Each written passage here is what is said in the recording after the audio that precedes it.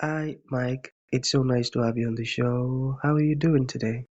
Great. Thank you for inviting me. Yeah, beautiful, and thank you for honoring the invite. It means a whole lot, man.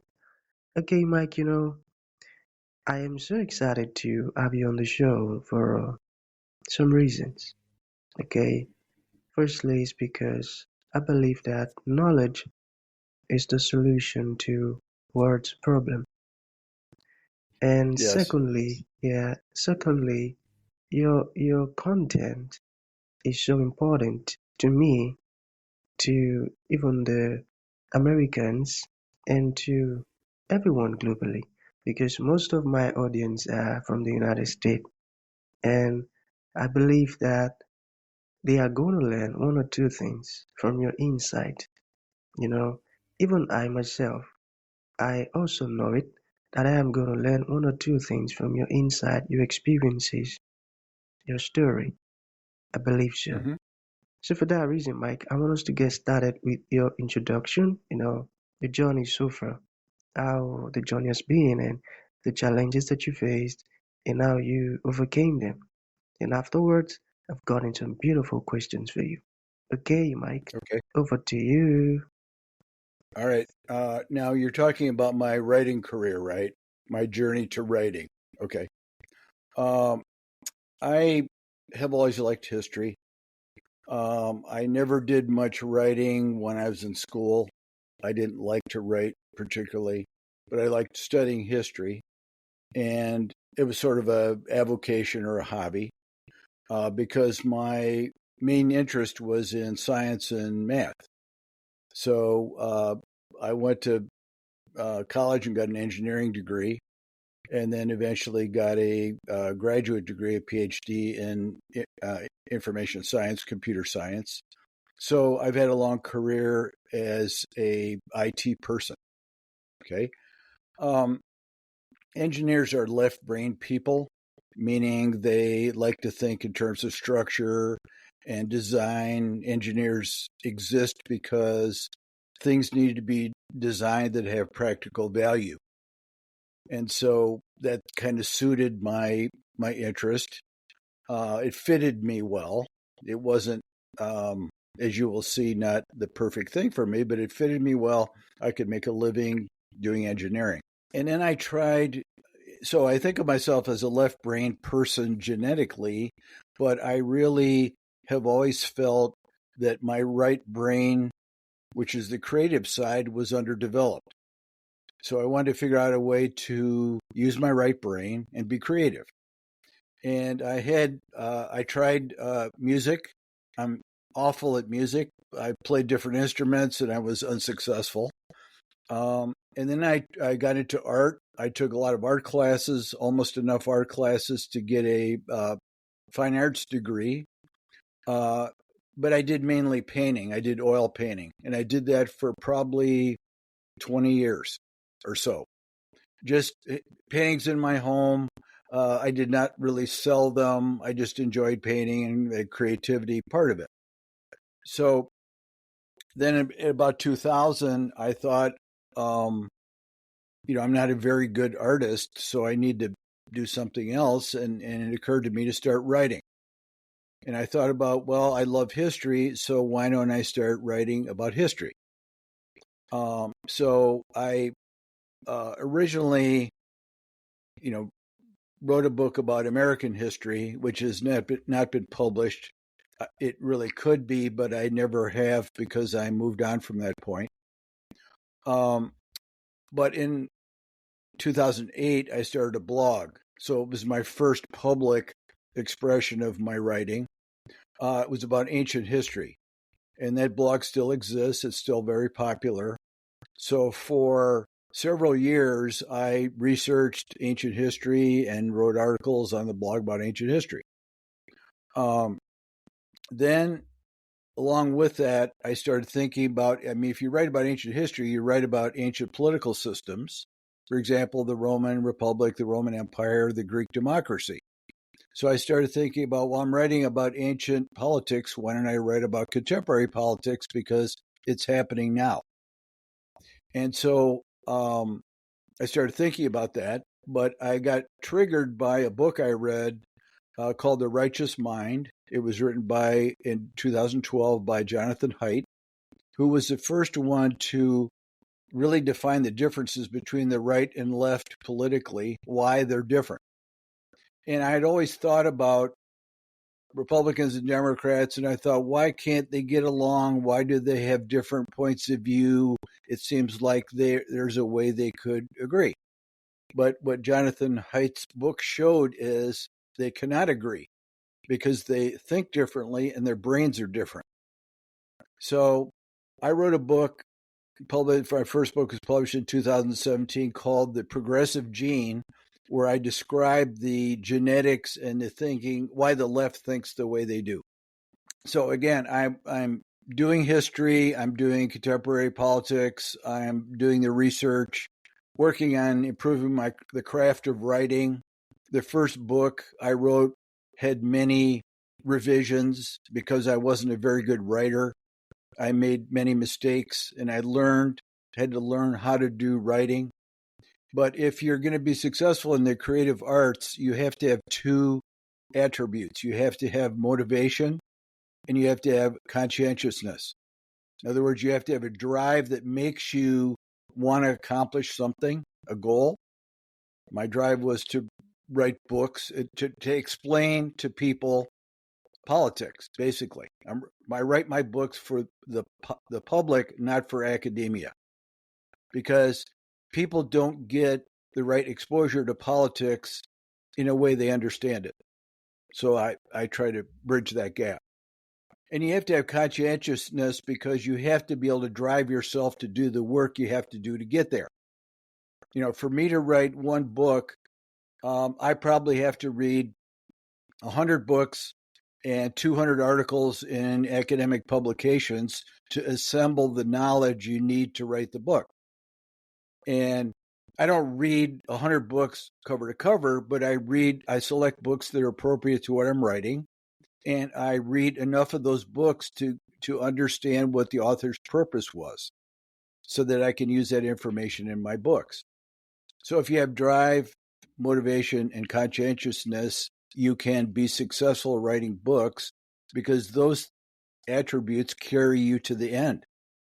To write a book, people ask me, how do you write a book? I start with the list of the chapters because I think about, well, how do I want to present the information and what order does it get presented? And then once you have that, you have a feel for that, you can start writing each chapter, and then you build up from there because each chapter has a subject. And when you're done writing all the chapters, you have a book. But you have to make sure to express yourself clearly. You have to make sure that the book follows a logical sequence and makes sense to the reader. So these are things that I learned. I got better with each book. I published my second book in 2019 called Tribalism because I was trying to explain why the American society is split into two tribes, what caused that, and what can be done about it. And then I wrote my third book in 2021. So I'm basically writing a book every other year about called the conservative gene, which is how the right thinks, how the conservative brain works, and what drives them and motivates them. So again, basically 3 books about left-right differences and what it means to our society and our political system. So then I wrote my 4th book, published in September of 23. And now I have my 5th book ready. My 5th book is going to be published in this September. And I'm kind of changing direction. The title of the 5th book is America's Counterfeit Democracy, how the rule of the elites. And basically my position is that we all talk about having a democracy, but we don't really have one because powerful, rich people in association with corporations really rule what politicians do because they provide the money that supports the politicians, which influences them in the way they behave. So kind of a very different theme, a different direction from the first 4 books. But again, with each book, it becomes easier to write because my writing is better. And it's just a matter of assembling all the right information to put in the book, and then you write it, and away you go. Beautiful. Beautiful, Mike. I love that. The journey so far is inspiring. And that part where you mentioned that you're serving as a bridge, because you feel like politics is not really publicized in such a way that the people would understand it. And you, Right. you, you serve as that bridge to solve that solution, that problem. That's beautiful. And I love Yeah. that. We have two problems with politics in our country. I mean, on the public side, one is a lot of people don't participate because they're frustrated or they don't want to go through the process of understanding who the candidates are. And then you have people that vote that are not voting based. People should vote for the best candidate. So that they should look at the two people that are running against each other, research each candidate, and decide which candidate fits their particular point of view. But there's so many people that vote because, oh, somebody else voted for that person, so I'll vote for that person. Or I'm in a company and my company votes for this person, so I'm going to do that. That's Mm, that's corrupt voting because corrupt it's not voting. selecting the right candidates and it's obstacle to the right candidates getting elected. Because Mm, if the people are going to be satisfied by government, they have to elect people who are going to act for them, not yeah. people that act against them. Yes. Mm, mm.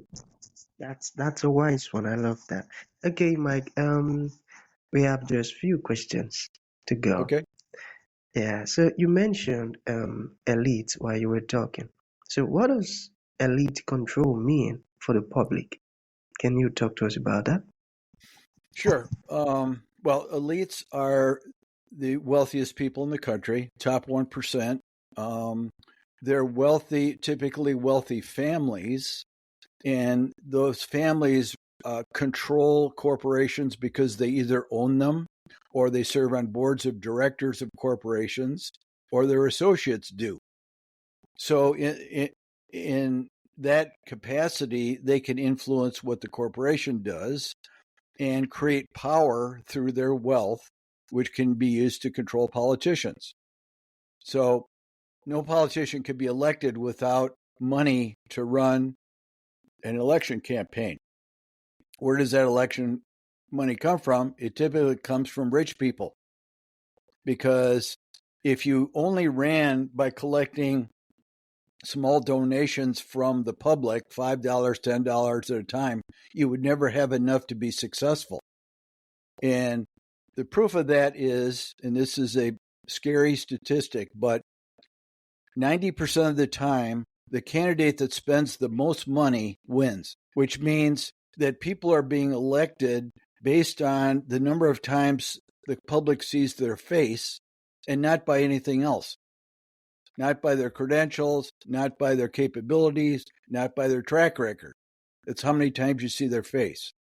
So that's an indication that the public is not engaged in determining who the candidates are and that rich people are determining who wins the election because they're funding the people and the ones they fund the most get elected. So in my book, the term I use for these elite people is power elite. They're elite people who don't exert power. They just go on vacation, enjoy living in their mansions and drive fancy cars, whatever. But there are a power elite who are actively involved in politics that influence what politicians do. And so there's a whole network that the power elite have for doing research and generating policy statements that they communicate to politicians and try and influence the politicians in the direction of their interest level. Elites are only interested in two things. They're interested in increasing their wealth and keeping the country stable. Because if the country's stable, their wealth is protected. If the stock market crashes, their wealth is at risk and they don't like that. So they want to keep the country stable. Those two ambitions exceed all their others. They They're not really interested in what the public wants. And you can Oh, prove that by looking at what does the government do that helps the public? Not much. They resist yeah. doing what the public wants and do as little as they can. That's why the public's problems don't get solved. Oh, So, and you might say, well, aren't there Democrats and Republicans in the power elite? How does that work?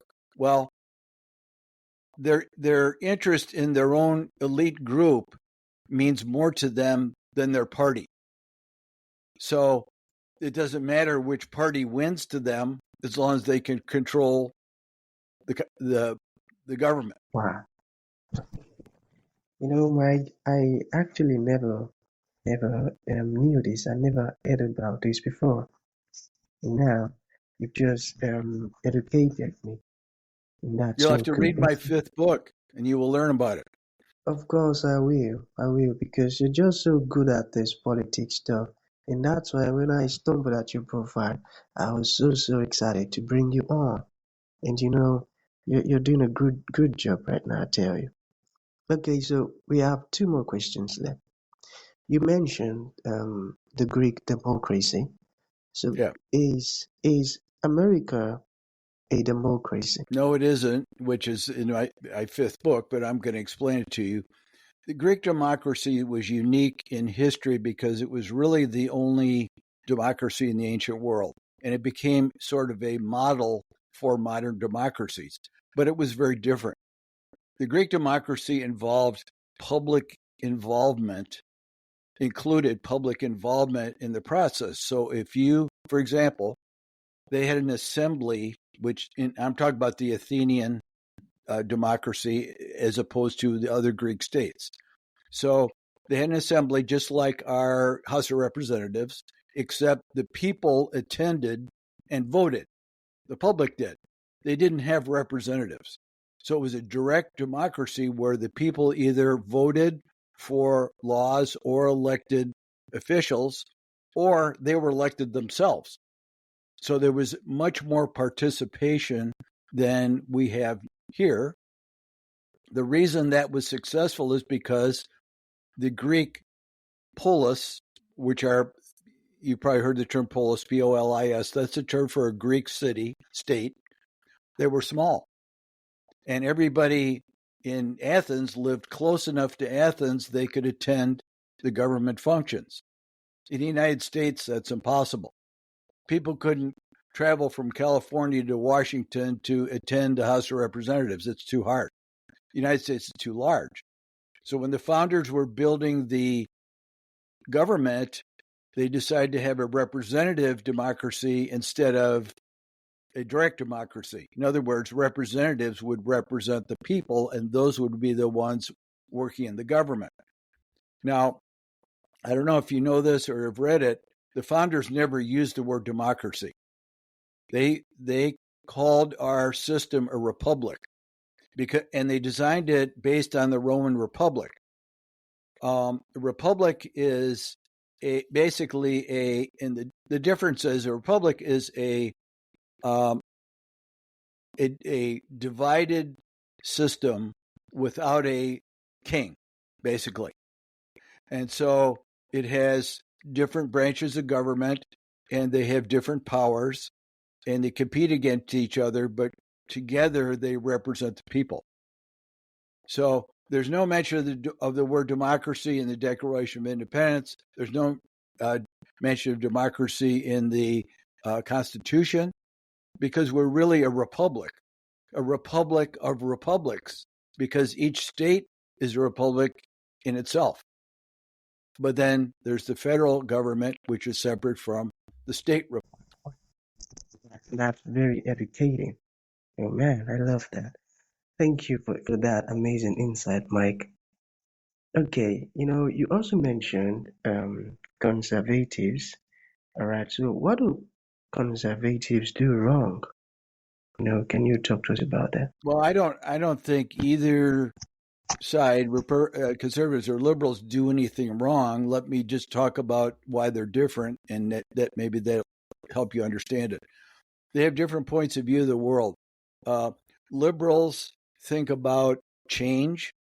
They enjoy change. They desire change, and they're particularly focused on equality. They believe that disadvantaged groups should be helped out by the government and raised up. Conservatives are less important, are less interested in equality. They believe in meritocracy, so they believe that everyone should have the freedom to rise up on their own if they are motivated, so that the opportunity should be there for everybody to succeed. But conservatives are status quo driven, and they are attached to traditions in a way that liberals aren't. So conservatives tend to resist change. Liberals tend to cause change. So the fact that the two groups are different means that for the country to move forward, we have to have a consensus between both groups. One group can't control without the other group being involved. So conservatives have the traditional role of trying to slow down the liberals who are moving too fast, basically. That's kind of the relationship between the two. But conservatives perform a value function in the sense that they try to use traditions as a guide for moving forward, because that's a roadmap. If you don't have any, the great example in history of no traditions is the French Revolution, because when it occurred, the revolutionaries destroyed all of the traditions of France. They got rid of the church. They got rid of the government.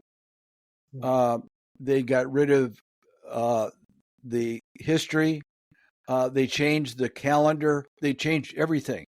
And when you change everything, you have no guidepost. Yeah. So it took France 80 years to recover from the revolution because of that destruction. And so that's an example of why traditions are important for any society to move forward.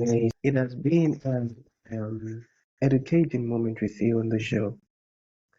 So to bring this to an end, Mike, what would you like to leave the audience with, like your final thought?